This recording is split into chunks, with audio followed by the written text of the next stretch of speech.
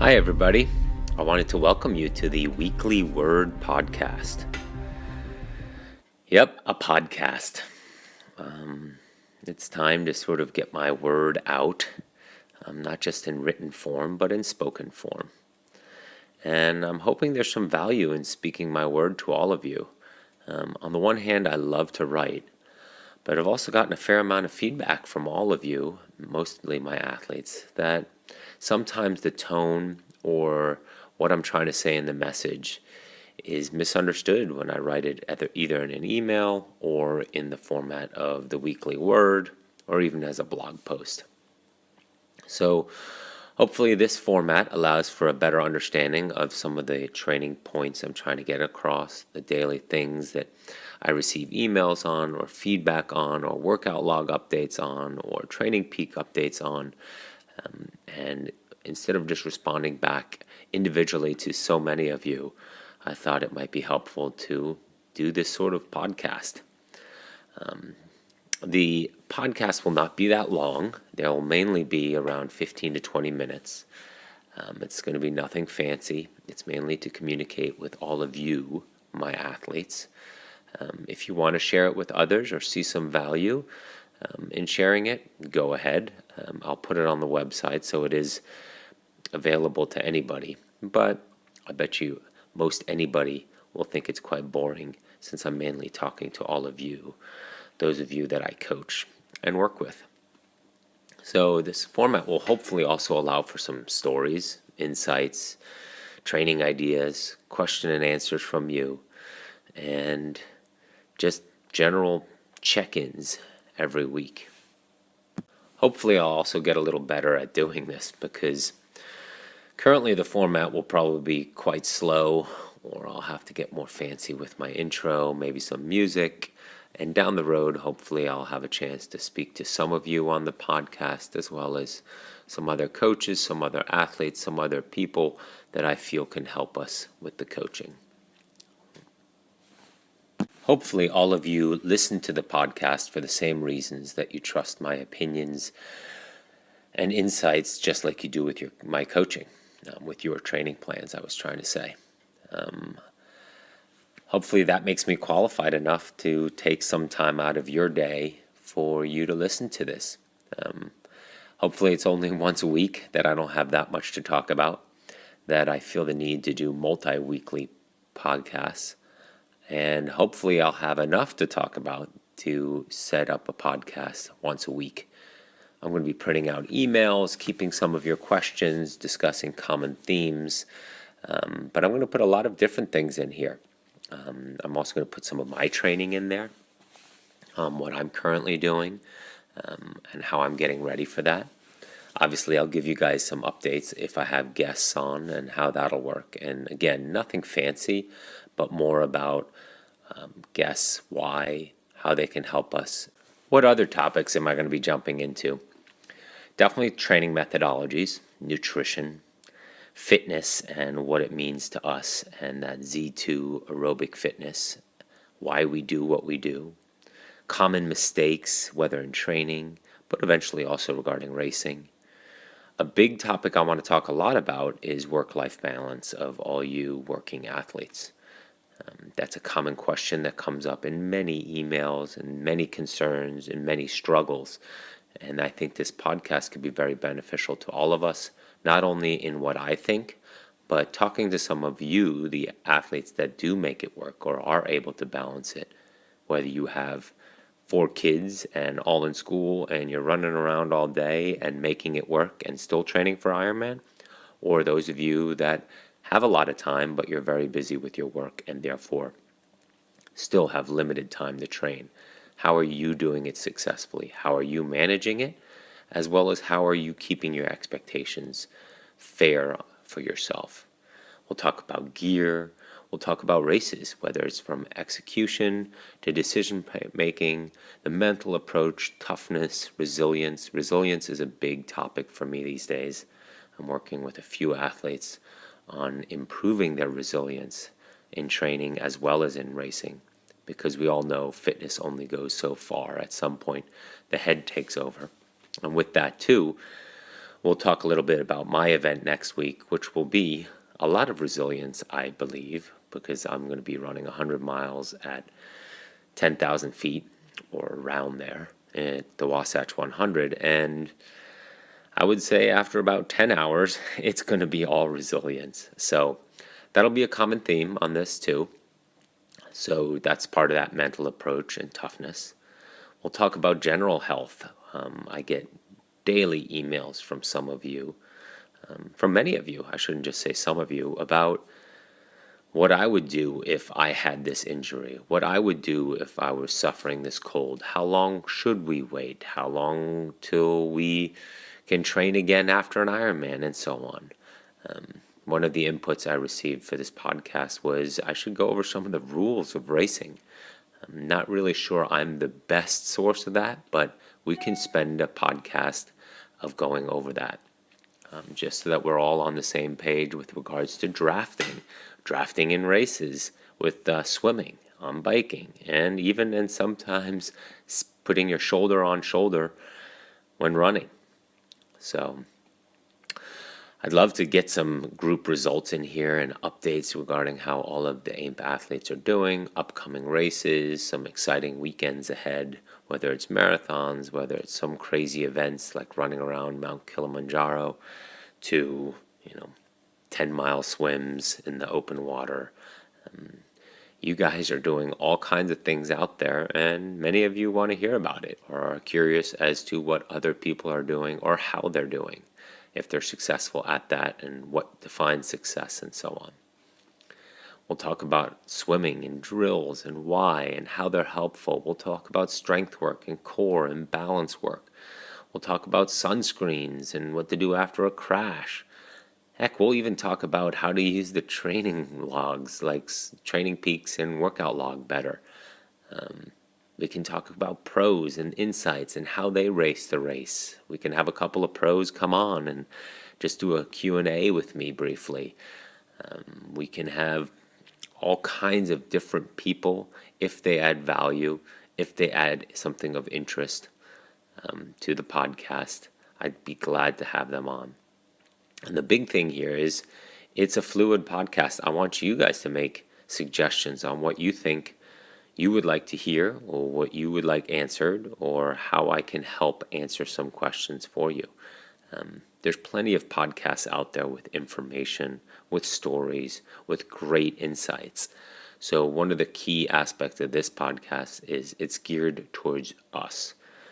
This smaller group of people with the same coach. Maybe I'm in some cases not the only coach that you are working with, whether a strength coach, whether a running coach, whether a swim coach separately, but something bonds this group together through the AIMP coaching aspect, coaching and training. I'll get to that definition in a bit. And this is a great way to sort of communicate briefly with all of you once a week. So I hope you enjoy it. I hope you like it. I hope you see it as beneficial, that there's value in it. I hope that I keep it brief enough that you can just listen to it, not get too bored, not get too annoyed with my voice, and then go on about your day. Currently, it's not going to be on any type of iTunes or anything like that so that you can download it on any device. You're basically going to have to come to the site and hit play.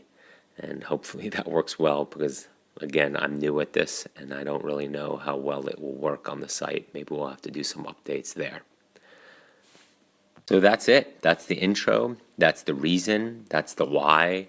That's what we're going to be doing. That's my intent. And that's the nitty-gritty and the boring aspect of the intro to this podcast. The good thing is I can record in these 10-minute segments. So at the halfway point, at 10 minutes, I sort of get a good reminder of I got to keep it brief and keep on point and keep it to the shorter podcast that I had intended. The other thing is I'd like to call it sort of a pod blast, because it's not going to be an hour and a half podcast. It's a short blast of information. And once we do go longer, I'll give you guys a good warning as to it's going to be a long one, but hopefully a good topic. So with that said, let me dive into our first week's topics and ideas and things that have come up. Alrighty, so I listened to the first 10 minutes of that podcast, and man, I say hopefully a lot. So hopefully, I'll stop saying that as much. But again, I'm learning, and this will get better, and I will say hopefully less.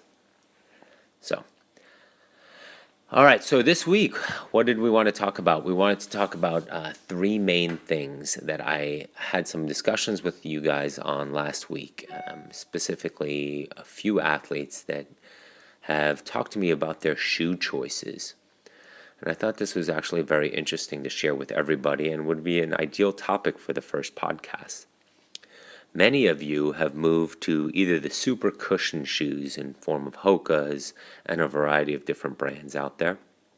Others have gone to 0 degree drop. Others have gone to wider, huge toe box ultras. Others just continue to wear the old shoes. Others jump on Newtons really quickly. So there's so many issues that come up when we use these shoes and different types of shoes that I wanted to discuss some options, some ideas, some theories of mine, and some practical approaches. One of the things that I feel strongly about with regards to the super cushion shoes, because they're so prevalent out there these days, is that they feel like mattresses on your feet. They're wonderful for many people out there. But what we need to be aware of, again, these are my opinions, and this is how I share them. I have not done any type of medical research regarding any of this. And in some cases, what I'm spewing might be completely incorrect. And please correct me if I'm wrong, or please share your opinion if you completely don't agree, because that's what gets this forum moving forward, exchange of ideas. But anyway, so these cushioned shoes, while they feel really great in the beginning, it also affects on how you build up muscle power, tolerance, support, plantar strength, Achilles strength, heel strength, calf strength in your foot. If a foot is so cushioned and runs a lot on pavement, you are not strengthening the foot. You are using the shoe to make it softer on the foot, to give the foot the idea and its entire structure that it is landing on something softer. When we're running, we're landing at about 2 times our body weight. Sometimes, if we're heavy strikers, 3 times our body weight. If you compare that to gymnasts at 10 times their body weight, and they don't wear any type of cushioning, sure, their floor routines are on bouncy floors, but still, the impact at 10 times body weight is dramatic. And they spend most of their warm-up routine strengthening their joints, their feet, they're preparing their calves and ankles for the impact of what they're doing. And in general, for our running, just as a comparison, that's what that gymnastics was, is we need to be thinking about how are we also strengthening our feet so that we get to a point where we do not need to go running on 2 mattress parts attached to our feet. Now, I know Hoka will not be very happy that I'm saying this, but your balance should be to use the Hokas and the very padded shoes at times, but also to address strengthening your feet. What am I doing to strengthen my plantar, my calves, my Achilles, my feet, my toes, my ankle structure, my ankle flexibility, and so on? Because the ideal is to get to a point where your feet can handle the load, the impact of what we're doing, and not compensating, covering up with a pair of heavily padded shoes. Similarly with other shoes, with regards to the 0 drop, with regards to Newtons, with regards to wide toe boxes, you have to get your feet used to what you're putting them into. So a lot of these things have slight, subtle, different changes to them, need adaptation time. And I highly recommend you continue to do all the aspects of strengthening your feet while rotating your shoes. So that means your long runs might be in a Hoka. That's fine. Your shorter, speedier runs might be in less padded shoes because you're maybe on a track with less impact. Your trail runs might be on trail shoes with less degrees drop, and so on. So you want to rotate a variety of shoes, even rotate in a pair of normal, old school, simple training running shoes in order for your feet to continue to recognize as well as be comfortable with different types of shoes, as well as increase the time gradually that your feet are getting stronger in regular shoes so that you can handle the load of the pavement and the surface that you're running on. This is not looking to go barefoot. It's looking to go with normal, strong feet. Helps you avoid injury, helps you run faster, helps you be more connected to what's happening in your feet and your lower legs. And quite honestly, avoiding injury and knowing we have strong feet is the whole purpose here. And yeah, that should give you a different idea with regards to how much you should be running in super heavily padded shoes, why you shouldn't be running primarily in heavily padded shoes, why you should be alternating shoes, and what the goal is in order to strengthen your feet to be able to handle the load of running 50, 26.2, 13.1, a fast 10K, 100 miles, all kinds of different miles on regular shoes with strong feet. Okay, well, I can see I quickly increased the time here of that podcast. I think we're at about 16 minutes so far. So again, I want to be careful about not making it too long, not making it too boring, and keeping you guys interested with relevant topics. So we won't go into too much detail on my racing and training for this 100-mile race in a week from tomorrow. Maybe in the next few days I'll have a chance to follow up with you with regards to some of those insights and the volume I did and how I trained for it and what I was looking for and why and how I went about it. So that training methodology aspect of our pod blast. And then one last thing that I wanted to discuss today and then call it a day, shorter hopefully than planned, is coaching versus training. So many of you have heard from my coaching verbiage the difference between training and exercising, and that's not what this is. I wanted to let many of you know that I coach people and I train people.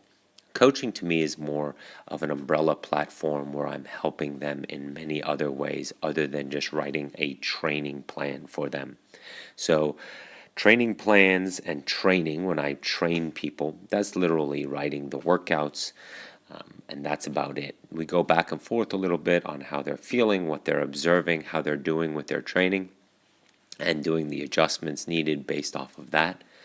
But coaching to me is a completely bigger menu of items that we're doing, whether that's mindset, whether that's nutrition, whether that's strength and core, and more insights into why we're doing what we're doing, practicing mental resilience, understanding work-life balance, all those things that make us a better all-around athlete because we understand why we're doing it, where we're going with it, how to be successful come race day when we need to execute it.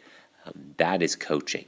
And most of you can open any book or magazine or go to any website to get a training plan and receive training. But hopefully, there's that word again, hopefully, many of you are receiving coaching, that you're taking full advantage of everything that I want to pass on to you. Many of you do take advantage of some pieces of it, many pieces of it, but very few of you take advantage of every aspect of the coaching. And with that, I want to remind you all to take advantage of that. That's what you're paying for. That's why you're working with me, because hopefully I provide value that you trust in my coaching, in what I am saying and why I am saying it. and that it makes you a better athlete.